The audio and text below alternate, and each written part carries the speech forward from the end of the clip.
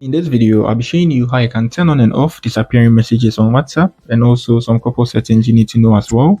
So now I've launched my WhatsApp here. I just open AnyChat here. Good. If you're new here, give me a like, subscribe to the channel. So what I'm going to do is tap on the profile at the top. Good. In this section, what I'm going to do is you can see disappearing messages below the encryption. So tap on disappearing messages. And now you can set the message timer. So mine has been turned on off. So if it's 24 hours, after 24 hours, your messages are going to disappear. If it's 7 days, it's going to disappear after 7 days. If it's 90 days, it's going to disappear after 90 days. And when you turn it off like this, it means your messages are not going to disappear after any time. It's just going to be there like that. So that's it on how you turn off and on disappearing messages on WhatsApp, and also a couple settings you need to know as well. So that's it for the video. If you're new here, you give me a like and subscribe to the channel. Peace.